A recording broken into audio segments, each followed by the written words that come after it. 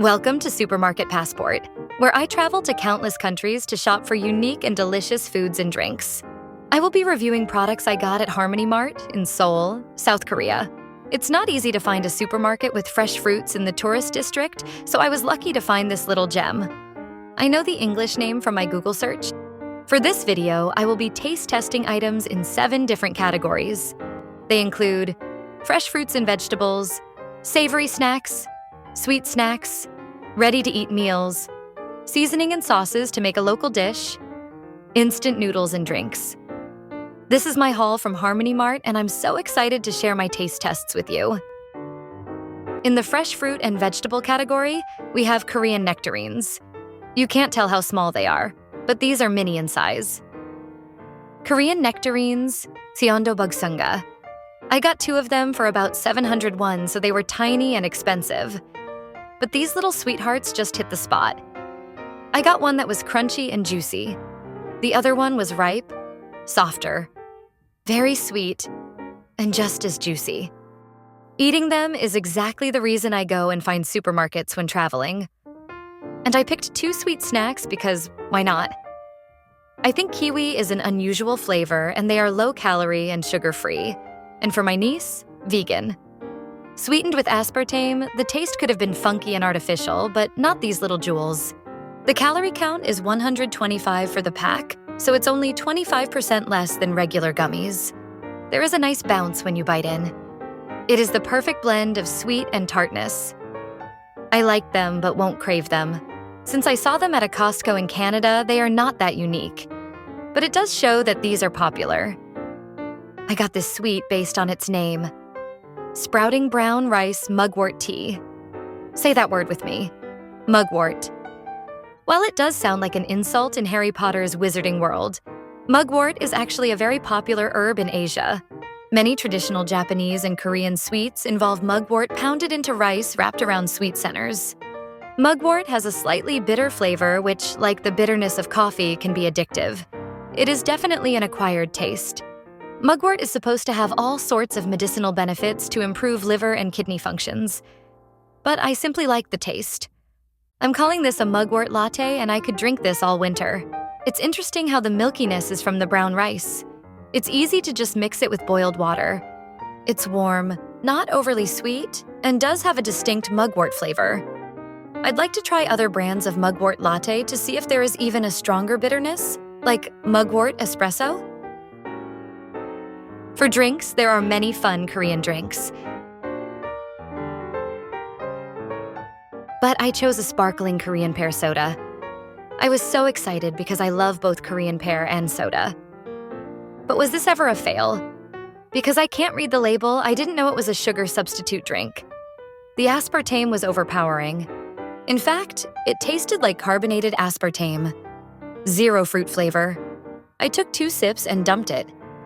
I will just try the pear juice next time. I did try more Korean drinks, so subscribe to watch me compare 10 different unique Korean beverages. I'm not a huge consumer of instant noodles, but I love how so many countries now embrace instant noodles. Korea has some of the best. Gomtang is a non-spicy beef soup and is one of my favorite Korean soups. The Gomtang package comes with ordinary-looking instant noodles and 2 packages of seasoning. The noodles quickly softened, and I added the soup seasoning first.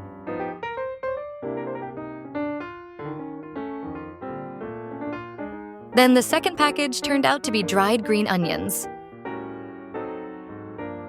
Now the taste test. This soup was amazing. From the creamy color of the soup, you could already tell the soup would taste like gomtang. And it did. The noodles were solid. They were typical instant ramen noodles, but paired so well with the soup. This noodle is a winner. I personally would have wanted to try the refrigerated noodles more. I'm a huge fan of cold Korean noodles, which isn't offered as instant noodles. I want to buy a sauce or a seasoning from all the supermarkets to make a local dish at home. I picked the sundobu seafood tofu stew. I am a fan of sundobu at Korean restaurants. The package is simple and just contains 1 pack of liquid paste. I will add seafood, tofu, and kimchi to make this. I'm going to put in soft tofu. I think firm tofu works better in stews because they are less likely to break into small pieces, but it's a preference thing. I have frozen seafood medley with squid, octopus, fish, shrimp, and mussels. Last, I have supermarket-bought kimchi.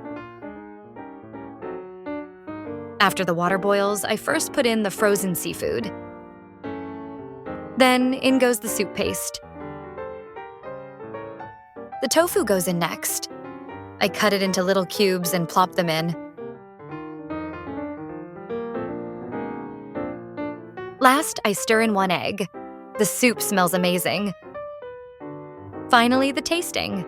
I put in the kimchi. There's the octopus, shrimp, and the other seafood. The aroma of seafood and spice is very appetizing. I added quite a bit of water, so it's more of a soup than a stew, which is what I wanted. It's 210 calories without the added ingredients.